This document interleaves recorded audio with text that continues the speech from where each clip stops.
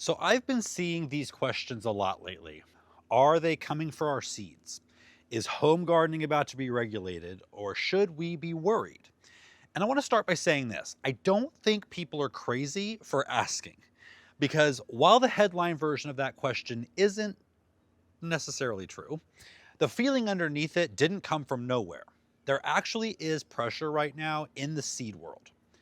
It's just not happening the way social media makes it sound.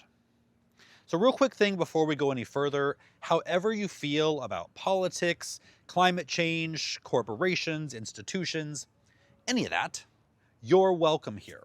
I don't believe you have to agree with someone on everything to learn from them or to get along.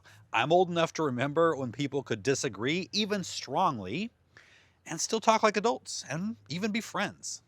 And that's what this channel has always been about: gardening, food, trying to make sense of things without turning everything into a fight. So, most people asking these questions aren't actually worried about a seed packet. They're worried about control. They're worried about becoming dependent on systems they don't trust. They're worried about losing food security or just simply being told what they can and cannot do. And honestly, that makes sense. When food feels unstable, people start paying attention. So let's separate the feelings from the facts. So let me say this clearly.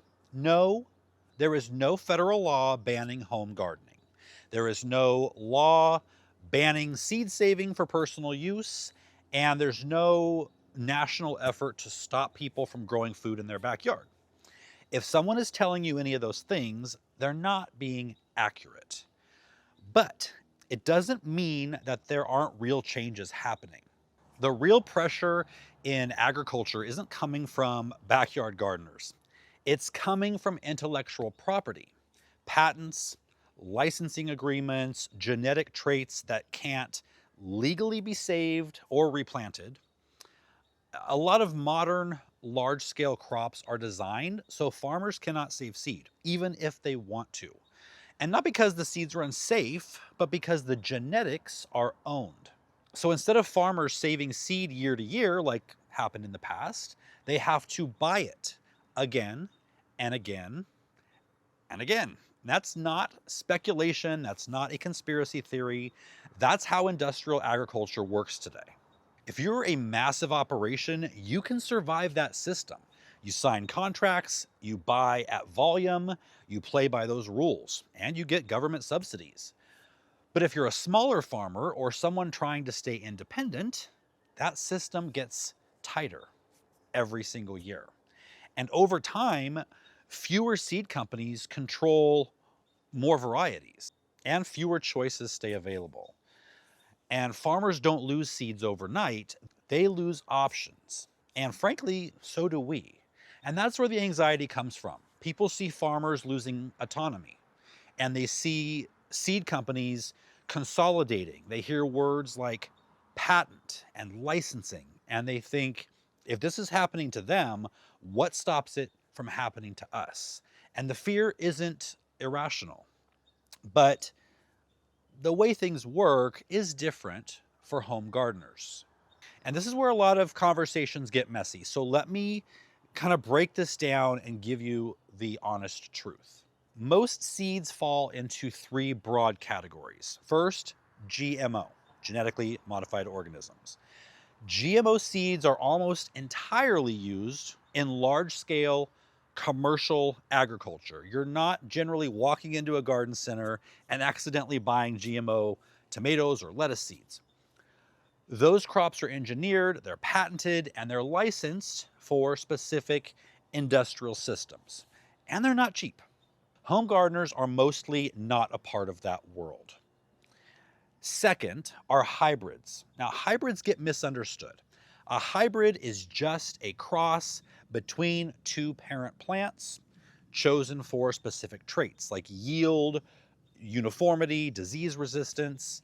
They're not genetically modified in a lab. They're created basically the same way bees and butterflies and all the pollinators do in your garden. They're just heavily monitored and followed so they can really define those characteristics. However, If you, as a home gardener, save the seeds from those hybrids, the next year, those usually are not going to grow true to the type that you grew the previous year. That's not control, that's just how genetics work. Now, hybrids are useful. I'm not demonizing them at all. They're just not designed for seed saving.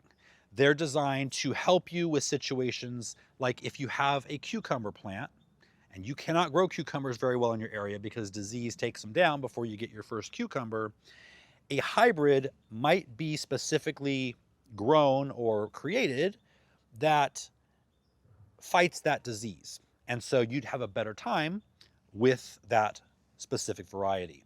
You just can't save those seeds to the next year. You'd have to buy them again. All right, third are open pollinated and heirloom varieties.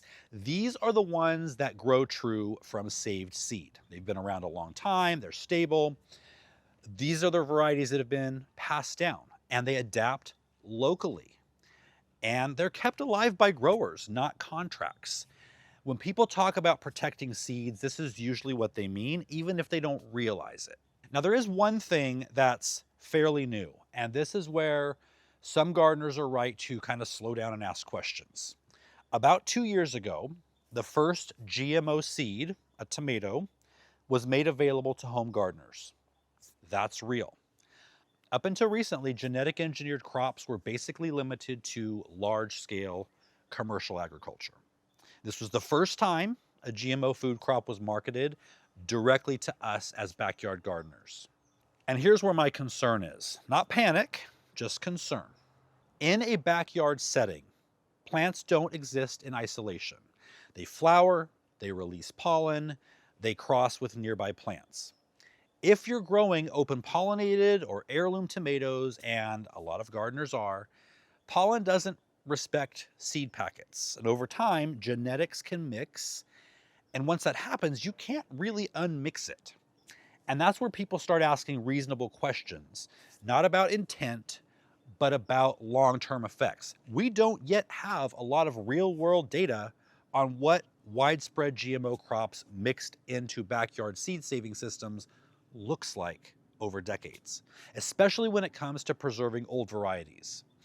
And especially when it comes to unintended traits moving into seed lines that were never meant to carry them. That doesn't mean GMO seeds are automatically dangerous, but it does mean caution makes sense. Because once genetic material spreads, you don't get a do-over. So for home gardeners, my advice is simple. You don't need to buy them. Not because someone's forcing anything, not because there's some immediate danger, but because there's no clear benefit and some real unanswered questions. Backyard gardeners care about flavor, adaptability, seed saving, preserving varieties. Patented genetics don't really serve any of those goals. Open pollinated and heirloom varieties still make far more sense if you care about keeping your garden genetics clean, stable, and yours. And that's not fear, that's stewardship. This is where you actually have the power. When you support smaller farms, when you buy from seed companies that protect open pollinated varieties, when you save seed from plants that thrive in your garden, you're helping keep genetic diversity in circulation. Not by fighting anything, not by choosing differently. This isn't about being anti-technology or anti-farmer. It's about understanding what systems you're participating in. And yeah, I know I sell a shirt that says Garden Defiantly. When I say that, I don't mean fighting anyone. I mean choosing competence over dependence. I mean not letting fear or headlines talk you out of doing something healthy and practical. That's it. You don't need to panic buy seeds. You don't need to hoard, more than us gardeners do anyway. And you don't need to believe anyone telling you tomorrow's the cutoff. Fear sells clicks. Fear is also a terrible gardening strategy. So no, the government isn't coming for your seeds, but people are sensing something real. A slow shift toward fewer choices, more dependence, less room for small independent systems. This isn't solved by panic. It's solved by participation, supporting smaller farms, supporting seed companies that protect open pollinated varieties, learning how to save seed, even just a little.